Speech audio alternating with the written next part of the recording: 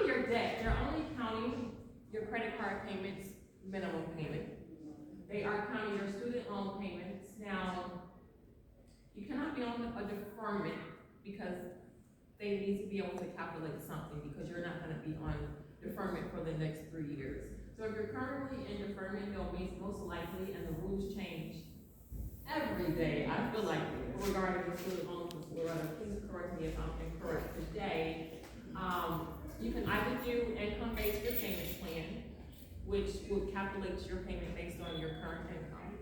It has to be a fully amortized payment now. It changed yesterday. A fully amortized payment. FHA goes with, They're not it's doing a it half anymore. percent. Okay. But yeah, because, and if you think about it, it's really to prepare the homeowner for the debt that they're gonna have to manage. Because, you know, the last thing you wanna do is use a piece of income or debt that is just not gonna be existing as they move forward. So it really is about trying to, you know, create sustainability when we actually qualify. And that's why we do tell people, don't let us tell you what your buying power is. You have to come in with your budget and you stick to your budget, because it's up to you to look at where you're gonna be after everybody walks away and you have the keys to that property. So I love looking at houses. I've had many homes in my lifetime, and I still get excited about seeing something new. But at the end of the day, when you sit down and that excitement is gone, and you realize you have bought something that you really shouldn't be into, it's not a good feeling. You have people coming back every day saying, I messed up, this is not working. So your budget, that money management piece is huge.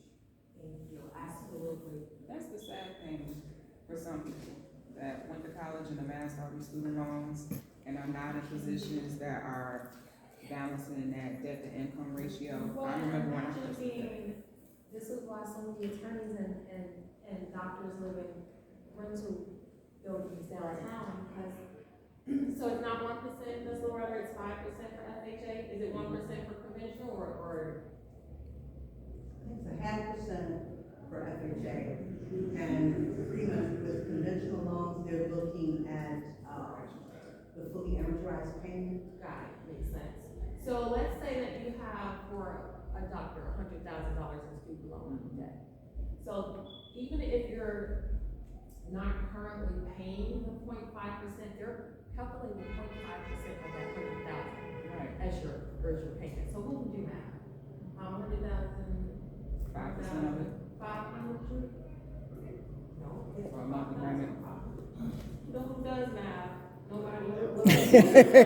5%. That's fine. You said 5% or 5? 0.5. 500. Which I get.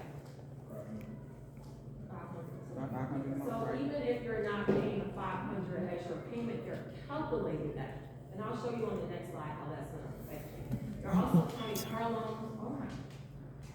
Do not go, if you're in the process of wanting to buy a home, one of the worst things you can do is go buy a car.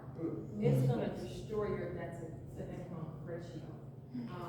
Personal loans are counting, child support, alimony, and any other recurring debts that you have. Now, I know this, they're not counting your groceries, they haven't counted your utilities, they haven't counted the clothes for your kids, they haven't counted food, they haven't counted any of that. And so when I started off by saying that you need to know how much you can afford, because the bank is gonna calculate that debt to income, but they're not caring if you're eating, they do. Because they know if you're not gonna eat, you're gonna eat before you pay that mortgage payment, you have to eat, right? So, but they're not counting those things, so that's why you need to know how much you can afford. And so we're getting to the point where we're at 140, so I'll take questions after every section. So this is how you calculate debt to income, the total monthly debt divided by your gross monthly income. Here's an example, 400 car loan, the total gives you 700. Now this, monthly income of 4,000. Now the debt to income for this person is 18%. However, this does not yet include the 31%, maximum 31% that's allocated towards your mortgage payment. So when Ms. Loretta earlier said that, the highest DTI for I think it was the down payment assistance 43%, some lenders will let you go up to 50%. But I'm gonna give that disclaimer, just like I gave for that 580 credit score. Rates are gonna be higher. If 50% of your income is already allocated to something, you're a higher liability, not only to the bank, but you're a higher liability to yourself. You wanna be able to pay your bills comfortably. So I would say to stay within the 23%, but again, some banks will let you go up to 50%. So this person at 18%, if they add the 31% on for their payment, they're gonna be 51%. So this person probably would not, I don't wanna say they wouldn't qualify, they would need to go less than 30% for their mortgage, 31% for their mortgage payment. Does that make sense? Got it? All right, we're gonna keep it moving. And the last part of the CIA is the assets. And basically, the bank's looking to make sure that you have some money, to pay those closing costs, down payments, but they also wanna see that you have some money kind of for reserves if emergencies do occur. So what they're looking at when considering when they look at assets, checking and savings, retirement accounts, investment accounts, real estate, and a few other things. Anything you want to add? I just wanted, Paul, stand up here. I just wanted to introduce Paula. This is another partner in crime from NHS. So they work very closely with banks to make sure that we are getting people to where they need to be. So we all hang out together. Yes, we do, and thank you all. I just had two other events and I gotta take some stuff back to the office, but anyway, great event, and you have Sandra and Paris here, so you're in great hands. So, thank you. All right, so once you have that pre-approval, I could find a realtor and start shopping for your home in step 2. I might be biased, I think it's beneficial for you to find a realtor before you start the pre-approval process. A good realtor, your realtor should be your resource. So your realtor is gonna be the person who has the loans that you should apply to. They're gonna know about the down payment assistance programs. I love NHS, I always recommend that people go to NHS. So the realtor is gonna be the person who has the resources. For now, I keep it at step 2. One of these days, I might do it up to 1, but for now, it's step 2. So you wanna hire the right realtor, and that means something different for everybody. For me, you wanna make sure it's somebody who cares. A lot of the times, again, I'm gonna go back to being candid, a lot of times people are in real estate to make commission and just to make money. And I feel like you can kind of tell, it kind of comes off that way. If it doesn't seem like the person is putting your best interest first, then you need to find a realtor. There's a lot of us. Find you a new realtor if you don't feel like that person is putting you first, answering all the questions that you need answered. They should be looking out for your best interest, not their own. And then you're gonna start shopping, you're gonna choose the right home for you. So that means staying within your budget, of course. And then you wanna prioritize things like the property type, location, size. My goal for my clients is to make sure that you don't miss out on anything, that you don't overpay, and that you do it in that time frame that works for you. Because again, everybody's situation is different. So any questions on step 2? Do you feel that there is a standard amount based on the type of house? Like, I mean, we're talking about like, okay, I need a 5-bedroom, 1.5, 2-bath minimum. Do you feel like you can find that type of home in multiple? Price ranges? Yes. Oh yeah, areas, Chicago is, like someone mentioned, is the most segregated city, which also means that those price values, the home values are gonna vary so greatly. So if you go to Naperville and you 5-bed, 3-bed, 1-bath, 800,000, you find that in maybe a Southside community for $350. So it's gonna vary greatly depending on the area that you're in. So absolutely. Any other questions on step 2? What about, if you were buying a condo, would you work with somebody that sort of has some expertise there? Yes. Because there are some barriers, and you want to share those? Absolutely. We spoke a little bit earlier about condos, especially in specific areas, especially in the South Shore area, where the approval process for a single family home, like the young lady mentioned earlier, they are kind of qualifying the home, but they're qualifying the home basically to make sure that it's safe, especially if it's FHA, and that it fits fits, the numbers fit within your budget and what they say you're approved for. So it's kind of like a two-step process, right? When you're being approved for a condo, the bank actually has to approve that condo building. So you can have perfect credit, you can have all the money down to say, you know, all the money that you need, but if that specific building doesn't pass the specific criteria that the bank requires, then you don't get that condo. So it's about, when I go into a listing, first of all, I can look at the building and tell you if it's probably gonna be approved based on how it looks sometimes, and mainly based on where it's located. But if you have a realtor or even a lender who doesn't really know about condos, you're wasting a lot of time. To that, A lot of time.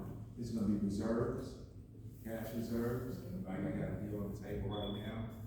Everything's perfect with the seller, but cash reserves for the condo association are not there, so. then they're And saying, it shouldn't have gotten to you, right? He's the title company. Before I even put an offer on a condo, I'm contacting that condo board. Where are your reserves? What needs to be repaired? What hasn't been repaired? How many people in your building are late on their assessments? Because guess what? If you have a lot of people who are late on their assessments, the HOA is gonna take them to court. Who's gonna pay the court fines? The rest of the people in the condo. Been there. A lot of people don't know. Yeah. Certain stuff in real estate, you don't learn honestly until You do it. Till you do it. and it was that one mistake or that one thing you didn't know. It's a lot of stuff you don't know that you don't know. So it's about experience and kind of learning from each experience so that you can know what to look for the next time. But to answer your question, absolutely, you wanna make sure that if you're looking for condos, that not only your realtor, but your lender understands what that means. Can I ask you inspectors something? How do you inspect condominiums? Well, we're gonna do a whole presentation with Quincy, so we'll make sure you remember this question. And I wanna make sure that I get to you guys, so any more questions on step two? I was gonna ask you the same, do the same thing for a townhouse. Yes. Yeah. It's a single or it's a, attached, single family, condos and townhouses. I got one more. I don't know where this question necessarily falls, but let's say, going back to what you said about, I need 5 beds and 1.5 or 2 baths. And just like you said, it may cost this much here and it costs this much here, but you don't like this area. This is what you can afford. What is your suggestion? It's like, okay, so we wanna get you in a home. Do we suggest that you purchase that home and then stay there for a certain amount of time, build some equity, and then go where you want? Or do we say, okay, we're not gonna buy that, we're gonna wait till you get more income? Like, what do you look So, at? the thing that I love, I always have a buyer consultation. We're not just hopping out in the car and going to see properties. I'm sitting down with you and having at least a 30-minute consultation so that I'm asking you these questions. I'm gonna give you suggestions, but I'm gonna ask you, because I already know I wanna buy a $200,000 home in Naperville. I already know that's not gonna work. So I'm gonna offer you suggestions so that we can work out in the beginning. Because what I don't wanna do is set my clients up for failure or disappointment. So I'm not gonna have in my mind like, oh, that's not gonna work. No, I'm gonna let you know, and not even let you know, I'm gonna pull it up so that you can see exactly what's available in Naperville or whatever area that you're looking, so that you can see what's available. If what you're looking for is not available, there are always solutions. Maybe you wait until you increase your income. A lot of realtors are not gonna tell you to wait. Why? Because they want your commission. Sometimes you need to wait. So if I don't want my clients to settle, but I don't want them to have unrealistic expectations. Right? But sometimes it's a matter of waiting. Sometimes it is a matter of going to a different area. But what if that's not an option for you? What if you have, and I can't say what this is. What if going to an area is just not, a different area is not an option for you? Then that's not an option for you. It's a solution that I will offer you, but I'm never gonna be like, no, that doesn't make sense, do this. Because everybody's situation is different. What I'm gonna do is set you up to have the information and the knowledge for you to make that decision. But it's not something that's being made while we're making an offer. We're doing this decision. And that's why I say that, I like to say that step 2 is really, for me, sometimes it's step 1, because we're sitting down and going over all those things that you need to be successful, so that when we start looking, you're not just all over the place, if that makes sense. Right. Any more questions? All right, acceptor is gonna be to make an offer. Making an offer doesn't just mean calling or emailing the agent to say that you wanna make an offer. It's an actual 13-page contract that your realtor, writes up for you, including property disclosures. So making an offer means that you're actually filling out this complete contract and it's being sent over to the seller's agent. The seller's agent is going to present it to the seller. Step 4, your offer is accepted, of course, since I'm the realtor. So once your offer is accepted, you need to submit your earnest money. It's typically about 1% of the purchase price. So let's say that and generally speaking, if it's under $200,000, then I would write it up for $1,000. Anything over starting at $250,000, then I usually write it up as 1%. So let's say $250,000 would be $2,500. Your earnest money is like a down payment, so it goes towards your closing costs. Also at this point, you're gonna retain an attorney. You have 5 days or you have like a 10-day AI review period where the attorney is looking over your contract with a fine tooth, making sure that it's protecting your interests. Okay? Step 5, Mr. Quincy Jones, can we get you in, you're great at this, 10 minutes? I'm sorry. No problem. I can do it in 3 minutes. Right, sounds like you Real quick, just paying attention to some of the questions that were made. How many real estate and finance professionals do we have? They seem like it, huh? Yeah, I'm like, these aren't average home buyers that's coming to the seminar. Well, some of them left, they just Okay. had, they just had. So I only had 2 here? That's it? I don't believe it. But okay, that's fine. Alright, I'm coming in, and I probably, out of all your professionals, consider your mortgage professional, your realtor, your attorney, I'm gonna be with you the least amount of time. Alright, but I am gonna have a significant impact on your process, home buying process. One of the things Juliet brought up, but I thought was really important, we're all service professionals. So how we try to ensure that you're gonna have a positive experience with us is to manage your expectations. Alright, so a lot of people, does anyone here have an idea of what I do for a living for my clients? Kind of set you up for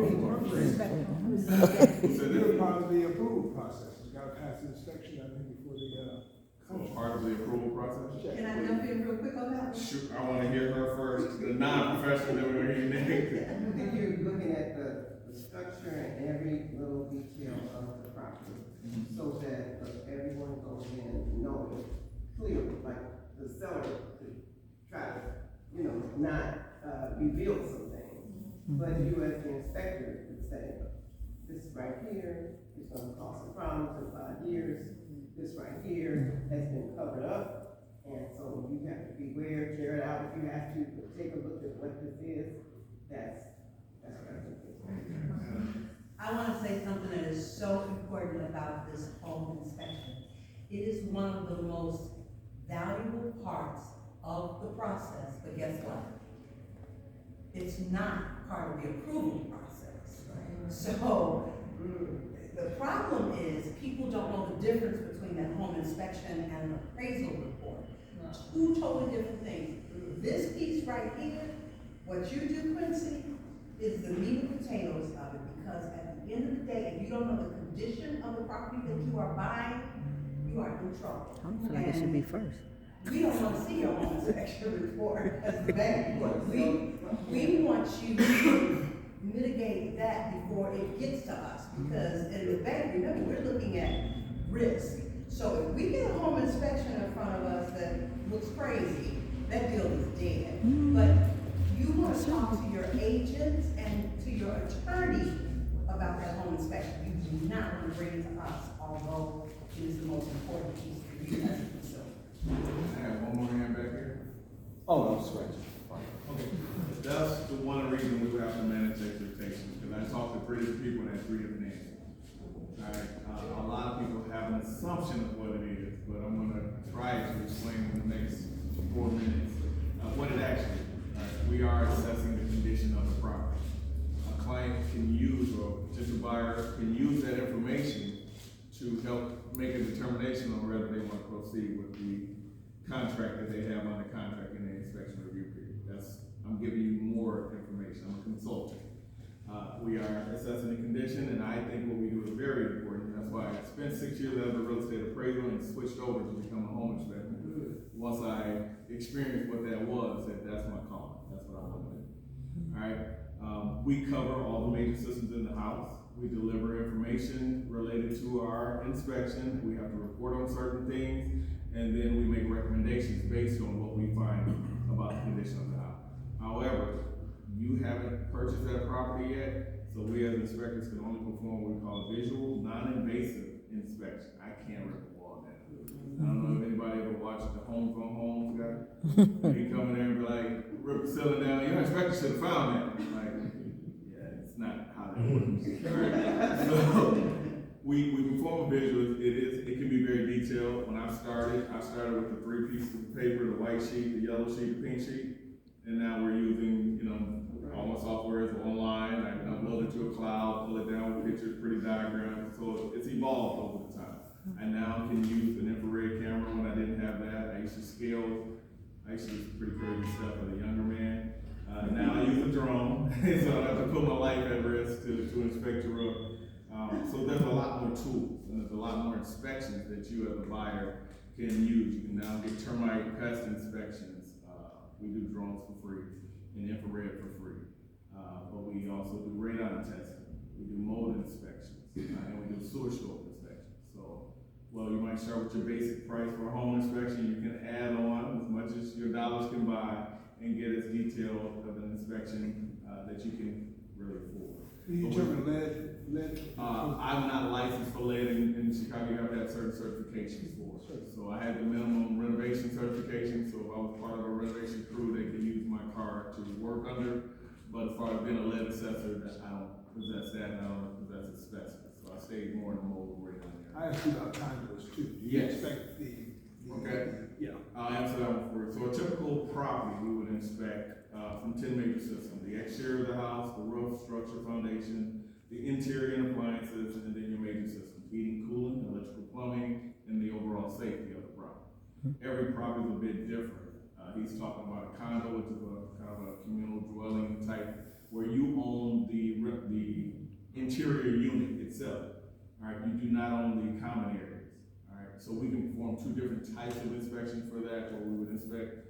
The most common we do is the interior only. We inspect your unit, anything that's contained inside of that dwelling, we would inspect and give you the conditions of it. So, all the interiors, any mechanical units that's inside of your unit, we do not inspect the common area. Or we can perform a full building inspection, which would be a different price because it's a lot more work. We're gonna give you a lot of information, but we always do that with the understanding that you only own your dwelling. Now, if you want conditions of the roof, you want common areas, if there's lead in the basement and asbestos, all that stuff, the seller's not gonna be responsible for correcting that. That's more of an HOA concern. So we wanna manage expectations and let you know what it is that we actually do, what we're going to be doing for you, and we want to make sure we stay in our own lane. All right. I spend time as an appraiser, but I don't give value opinions because it's not what I'm hired to do. The inspections can range in price. Every company's going to have a different price. I like to think I'm competitive with those, but again, this is what we do full time, and we've done it for a long time, so we're not the chief inspector guy. All right, and with our referral partners, our unwritten agreement with people who refer me, as you understand, I'm gonna do my job when I come out. So as you mentioned, there are people who have different levels of commitment to their client, and I'm blessed to believe that I work with people who really wanna put their clients first. Are you a believer? Absolutely. I'm not the person to call if you don't want the truth. All right? So what does that mean in our industry? I have tons of stories, but I've had relatives actually call me and interview me before referring me to their clients, asking, well, if you see cracks in the walls, we're not really concerned with that kind of stuff. And, I just caution them that, this is what I do. I don't need a pep talk before I do it. So if you want me to perform an inspection, I'm more than able to do that for you, but I'm going to do my job. I'm not going to give any input on how you do yours. So if our goals don't align, then I may not be the inspector. I'm very comfortable with that. I perform about 4,500 inspections a year, so I'm a trust. I'm the guy, I always say that I'm your realtor's favorite home inspector. I have a lot of people who don't refer me to their clients who call me to do their own home or their sister's home. And I perfectly understand why that is, and I'm okay with it. You know, our goals don't align, and we shouldn't do business together. But those are the people that's out there every day trying to sell people houses. They don't want me in those houses. I think it is what it is. I have a very interesting job. A lot of horror stories, a lot of funny stories, but I'm dedicated to continuous learning, you know, as in both sides of my life. You should never stop, and I'm constantly getting my continuing education, but I've kind of taken it a step further where I have a huge, I call it the infinite network, but I have a huge network of professionals. So when I write up something about the HVAC system, I can probably give you a dozen HVAC professionals that I interact with. Throw things at, hey, have you ever seen this before? And they're like, heck no, I haven't seen that before, you know, but there's times when I get stumped because I'm like the general practitioner. You come to me and I refer you out. So I gotta kind of know a lot about a lot. You have a question? Yeah, who pays for that, and is that separate from what you sit down and close? That is a buyer's cost. Sometimes the appraisal side we work out through your lender, but home inspectors, we get paid when you see me, it's that time. And a home inspection, I'm sorry, it's not required, I don't know if you said that, but I would never skip a home inspection. If you have a realtor, find a new realtor. That is not an option. Even when we're in the crazy market where people really wanted their offers to be accepted, people were skipping it, it's not my client. You need to know what you're buying. Yeah, I try to caution people on that. I educate you, that's my job. I will never advocate for you to get a home inspection, but I can explain to you what might happen if you don't. And I can give you tons of examples there, but yes. Even on new construction. Even on new construction. That was my question. Absolutely. Renovations as well. Fully renovated properties, new construction properties, I can show you reports. I saw a video of a couple who had, I think they'd only purchased a home about a year before, and they had an inspector, and they said something about they were, like, their window of opportunity for something to be covered was about to expire, and the guy is doing the inspection, and it literally looks like this new build company, who they are warning people against using. I mean, it's like, stuff is like paper mache. The bricks, like, all of that. The siding, none of it was sound, none of it would have lasted. I don't know how they were walking through the house. I mean, it was on the roof that he's looking at, but, you know, the guy's like, I don't even think they made an effort with this. Yeah, And this was on the new build. I've had pretty good builders. Builders are under a lot of scrutiny, so there's a lot of things must have gone wrong. You constructed or erected a bad, poorly constructed property. There's a lot of people that didn't do their job. So that's very unfortunate. For the most part, builders are a great resource, but it's not to say that they don't miss them. And with the home, when you put a house under contract, there's certain things stipulated in that contract. All right, I'm not privy to your contract, so I'm going to inspect your house based on standards. So I take that in account when I'm inspecting a house. Every house is a new project for me. So it's not, I've inspected 10 in this subdivision, so I'm gonna just nail it in and re-inspect the house. All right. With that being said, when you sign my agreement, it very specifically lays out, and I have 4 different sections where I require all my clients to sign, and people frustrated because they're like, no one else has all these. I want to make sure you understand what I do for you. And I'm gonna make you check a box to say that I read and understand it. Once you sign the contract, you're saying you understand. Then we're gonna perform an inspection. My inspection reports are a minimum of 80 pages. I'm gonna show you everything I do in an inspection. You don't have to read it or not, because I load all the defects in the summary section, and usually most people don't get past that point. And I know because of the questions, because my inspection report is extremely detailed. Real estate attorneys love using my report, because it's very detailed. Then, after you get your inspection with my recommendations, you have to read it and you have to take some action. Because I'm gonna recommend that you now do something. All right. After you put together your list of items that you may say, I want my seller to take care of, now they're gonna agree to it or not. you have to hire me to come back to make sure those items are done. So I've had a lot of complaints for houses that I've inspected. And they'll say, well, this, and this isn't done. So, okay, well, I'll be home and this time, let's get on the phone, pull up your report and see what happened. And while we're talking, I'll say, well, I see this in the report, but I don't remember coming back to this property and ensuring that the work was complete. Oh, well, we didn't want to pay the $150 to come back. Okay, well, all right, well, nice talking to you, but I can give you a list of contractors that can come out and take care of that for you, but you didn't ensure the work was done, so you basically hired me. If you're not gonna take action on your inspection report, what's the point of having one? What's the point? You just paid me some good money to come out and prepare you a nice report that you get nothing with. And a lot of times, so everyone, I have a delivery system. So if you don't open your report for 3 months, when you finally open it, it's gonna text you. And when I get to 6 months later text, I already know, yeah, she about to call me with a problem she had. She never opened her report, so how can she have taken action on it? You know, they expect the realtor and the attorney to do everything for you. Just like your home buyer process, you gotta in here learning. You're educating yourself, and that information is gonna give you a whole different perspective on the process. And it makes you an ownership of the process.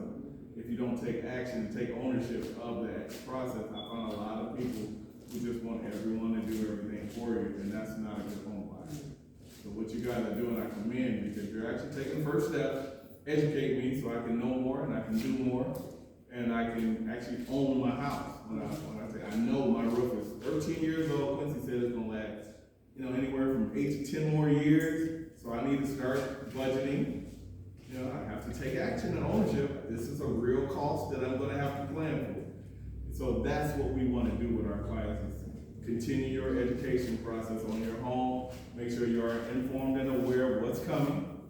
We can't tell you when everything's gonna break, but we can give you some time ranges here, where we can start taking action. And to me, that's where you're gonna have the biggest success and enjoyment of this whole process. The more you know, you feel like now I'm aware, you're gonna continuously learn. But that's how this works, it's a partnership. Thank you, Quincy. Any, questions, Quincy? Thank you so much, Quincy. All right, step 6, the title review. I didn't put a lot of information because I know you do a lot of talking. All right, so, step 7 is the title, right? So, closed, we've been through a closing, but now I'm just kind of tell you the title is, right? The title reflects ownership, right? So my job, once all those other parts are taken care of, and some of this is going on simultaneously, is to start running title.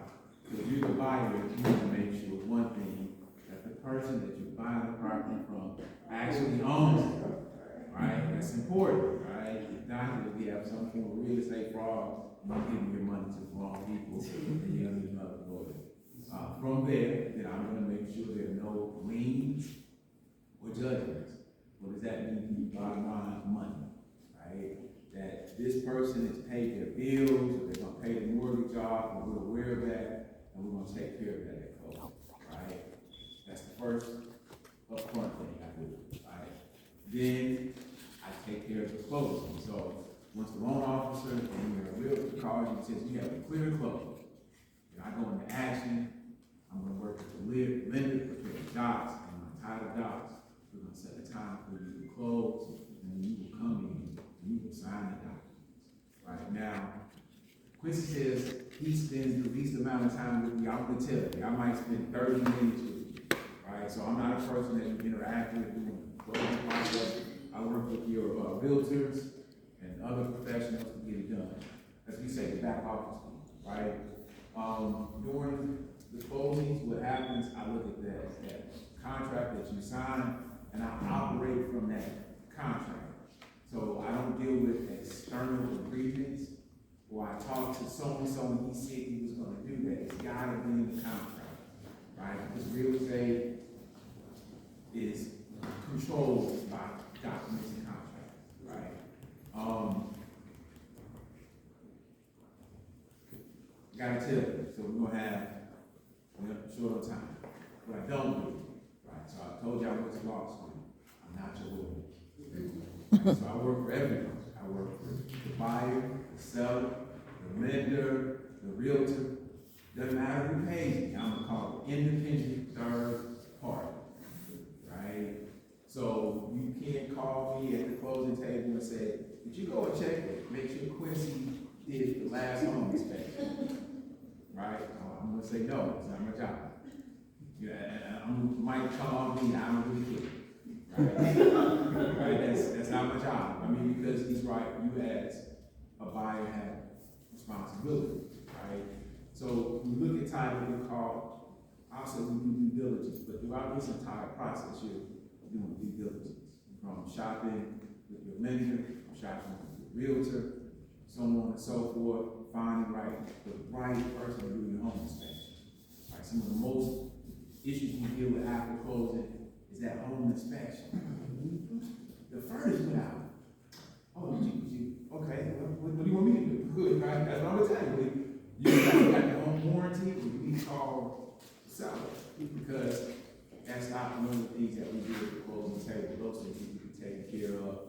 You need to do your due diligence, right? You have an attorney in Illinois, you have an attorney, you need to review your contract. You need to go through your contract and make sure all stipulations are taken care of before we get to the closing table, right? What you get from me is this thing called a title commitment. As a buyer, it's gonna be important to you because you don't have to know all the terms, you have to all understand it, but you wanna see where there's money value. Like, all right, John owes X, Y, Z. You wanna make sure that I'm aware of it and it shows up on your settlement statement that close, right? Now, I'm gonna do it, your attorney's gonna do it, but I say at the end of the day, you still have your own responsibility to make sure your I's are dotted and your T's are crossed. Now, some of you don't understand why, you don't completely rely on your professionals, because this is what we lose at. We lose at the closing table. And if you lose at the closing table, you're gonna lose. It's gonna be very difficult to turn that situation around. What do I mean? You come in, and you've been there 3 weeks, you have to buy a new furnace because you didn't do the second inspection. It's money going out the door. You lose at the closing table, right? You don't get your credit, or she losing at the closing table, right? This is why title is important. We're not perfect, right? We have to be right 98% of the time. Then if we're wrong 2% of the time, if I'm wrong 2% of the time, there's an insurance policy that covers you. You don't capture that, I don't capture that, you don't capture my mistake, and you lose at the closing table. You say, I don't know the policy. Is this the closing table here? Yeah, it's title. The title review is Right. the closing It's table. part of the closing table. The closing table is, I'm gonna speak to you, when you physically show up to your attorney's office, a title company, and you sign the documents, right? Because the only time you're gonna really see me is we're ready to close. Right? When you come to see me, we're ready to close. You're gonna sign those papers, this home is about to be yours. That means I got your money, I got the bank's money, and I'm ready to disperse funds. But even at that closing table, it's just things called due diligence that you wanna make sure took place prior to, and even that, right? And I'm gonna speak for us. Some of these other ones don't necessarily aren't really concerned about you. Right? We talk about who's buying these properties in the neighborhood that call investors. It could be hedge funds, it could be banks, it could be individual groups or collectors of individuals. Sometimes they have a relationship with these title companies, and they're realtor, right? And you know what happens, right? All it does is take just one, right? For example, if they have a relationship with the realtor, they may not disclose that wasn't fixed, or we tell you that it's fixed, because here's what happens. The next one? Yeah. Can't you come back home? You can, but I'm gonna tell you, I'm gonna be transparent, I'm dealing with my people. Right? Sometimes we go to that table, they don't look like this, y'all sign the papers, you don't ask them questions. And you don't get a response, you're not gonna be as diligent with them as you gonna try to be with me. Right? You're gonna read I'll have people say, I own 20 houses. I'll be the first person, the black person in this process that I've said, that you read everything in its entirety, but you never read the other 20 title commitments. Right? So this is why you have to have good due diligence, do your homework. And this is why I say it's important that if you don't, you're gonna lose at the closing table. Right? Yes, you can have a fantastic realtor, fantastic home officer, you gotta do your own homework. You gotta do it, it's really important, alright? What I do is to make sure that you are taken care of, I'm gonna protect the seller as well, I'm gonna protect the realtor as well. So I'm gonna protect my best interests as well, right? Because I don't wanna see us lose, and we continuously lose at the closing table. It's the cornerstone of building generational wealth. How can you build generational wealth by going backwards? Right? Meaning that at the closing table, if you're not reading and don't understand, then anything can happen to you, and you'll carry it for whatever the length of that mortgage is. Right, it could be something that, could be a lien on what's income, right? But you have to, when I sell the property, I have to take care of that. It could be an issue with the physical asset in and of itself, right? Meaning that, hey, the furnace went out, right? Or the water heater went out. Those are substantial expenses when moving into a property, right? Those are the kind of things that you wanna make sure happen at the closing table. Like I said, we're gonna do our job, right? And then there's insurance on top of it if I miss something, right? And then we will take care of you and make you whole. But I share with you again the experiences that I see at the closing table. We showing up in your community, buying these properties, right? We would like to believe it's like it's on television. These people are friendly, they're all for you. I'm good. They gonna come and smile on your face. Ooh, they gonna play that song, they gonna do that dance with you. You know what I mean? And when it's all over said and done, at the end of the day, they might just be, right? Now, I'm not saying these actions happen often, but they have a tendency to actually happen to us more often than others, right? And I'm a line of defense. I'm not your only line of defense, but understand I can only do so much in protecting you, right? I've seen bad news, and I have to sit there and say, no. Right? If it's not something that I have to materially impact the purchase, I have to sit back and say, no. Say, oh, you know, I think this guy's mine. I can't say that. I just can't. I can't say I don't do what you expect of me. I can't tell you that. Right? When you get to the closing table, let me tell you about the closing package. Like, you're gonna sign a couple set of documents. Say you don't have any liens, judgments, encumbrances that negatively impact the property. I'm gonna tell you, see, you really don't care until you say it. We're gonna ask you that anyway, right? Bankruptcy, so on and so forth. It's really, we're gonna ask you. Then you're gonna sign the lender's package, the big package of documents. Then I'm gonna negotiate with you. The lender's package, it pretty much as is. Right now, if you find an error, that's what your attorney is here for. Now, I'm gonna tell you a secret, the attorney's not gonna read all 130 pages in an hour at the closing. They're not. I love attorneys, I went to law school, but I've not seen them ever read through the entire long package. They look at it, I don't even think they read it. This is what it says, and keep on moving. He's not gonna say it, but I'm gonna say it. All attorneys are not real estate attorneys. Right. Oh, that's huge. So you Please need say to that make again. sure you know who you're Yes. working with. Yes. You would not go to a foot doctor for your heart, right? Real estate attorney. Yes. Now, so there will be some attorneys, and we are working on ways to get those documents earlier. I personally feel your attorney should have the documents 2 days before. They should not read them. But we don't have any control over that. The person that sends the money has to be control. And then sometimes you can request, and say, I'm ready to close tomorrow, which, I mean, I don't think that's really a good idea. There's some things that we have to still take care of, right? But it would be great to get those documents to you earlier so that your attorneys can review them, that they say what they're supposed to say prior to, you know. Hopefully our government works with us to make that happen, you know, but, title and escrow is important. It's a huge part of it. You probably not gonna get the money without it, right?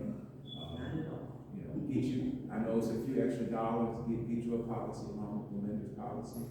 You're only required to give the lender's policy. Some buyers will not take their own policy because they say the possibility is small that something will happen, but I I still say, it's for a few $100 a year, have that protection. Understand the roles of the different vendors, what you can and cannot do.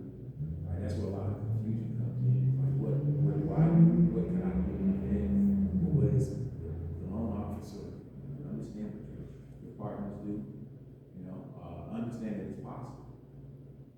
Right? What's the first, and I've done this before, and I don't see, I wasn't gonna do it, I'm gonna do it. Right? What's the first step in buying a home? Go to a housing counseling agency. Housing council agency would be my first thought. Now, I'm saying, close, that's not it. Anybody else? Okay. Make the decision. Reapproval? Make the Make decision. the decision, yeah, that's true. Make the decision. Go, counsel, secure your realtor, work with your lender, live the neighborhood. Yes. Small things, Day and night. right, day and night. Save your money, don't go buy the car. Right, because Chicago is costly, closing costs are costly in Chicago. Like, if you do less than 4 units, you have to have, and it's only $120, but still, it's an extra $120, that zoning certification, which seems good. And the assessments will transfer between the city and the state, and who gets paid, right? And then if you buy a new home, if you buy from a building, you all have to understand this. You look at that first year tax bill, it does not include the property. Oh, that is low. So, right, if it's a lot, and they only assess the land, imagine what they do when they put that $300,000 structure. That piece right there, we get tons of calls on that because new construction is taxed totally different because your taxes are paid 1 year in arrears. We have people coming back screaming at the bank, you took my payment up. No, we have nothing to do with taxes. It is important to know that your tax prorations that you're being given are what is truly reflective of the property that you're buying. And that is one of the biggest things, especially in new construction, we see it all the time. Absolutely. Second for us is home damage. Again, I'm gonna emphasize, I used to say I was the most important part of it, but this is foundational, this is critical, right? You have to do that home inspection, because that, and Quincy didn't talk about it, but if it rains, you're gonna do good on that day. Yes. Sure. Those are my favorite days to do. Turn the heat on, turn the air on, right? Those things are important, because again, when you come to the closing table, we're ready to sign the paper. Yes. Okay, we're way over, I'm gonna go and then we'll come back to any general questions. So number 7 is, so Justin was kind of in the beginning, but he stays with you until closing, so that's why he was step 6, but he came before. This mortgage review step is gonna be the last step. So you're gonna apply for your mortgage. I know you're like, I'm already pre-approved, doesn't matter, your pre-approval was kind of just like, maybe. Now you're gonna actually apply and they're gonna check all that information that you gave them. Complete a home appraisal. The bank is not gonna overpay for the property. If it's worth $200,000, they're not giving you $250,000 for it. So they're doing a home appraisal separate from the home inspection to tell you how much the property is worth. You're gonna buy home insurance because again, the bank is about covering their butt. They're not gonna let you buy a home that cannot be rebuilt or recouped if something happens. If a fire catches, of course, you don't have a place to live, you're not gonna pay your mortgage. So they're gonna make sure you have insurance before you close. You're gonna receive your closing disclosure at least 3 days before closing, which includes all of your loan terms. That's your monthly payment, closing costs, a breakdown of everything. You don't wanna just look at it and sign it. Due diligence, you're wanting to make sure that everything that you previously spoke about are the numbers that are on this closing disclosure. Any quick questions about that? All right. So now it's closing date. This is the actual closing table right here. This is actually one of my clients from one of my home buyer programs. But the attorney will be there. A good attorney is reading your documents, and they're rereading, and they're looking at your face to see if you just pretended to understand. And if they feel like you didn't understand, they're gonna reread it. That's what a good attorney is gonna do. So this is closing day, you don't, it's not done until you have those keys and that title. Well, I can say it. It's not done until that closing date and you have the keys. So all those other steps, you're doing your due diligence, but it's not done until this closing date and you actually receive those keys. Your attorney, again, is sitting there reviewing the documents. Your realtor is usually there. It usually takes place at a title company.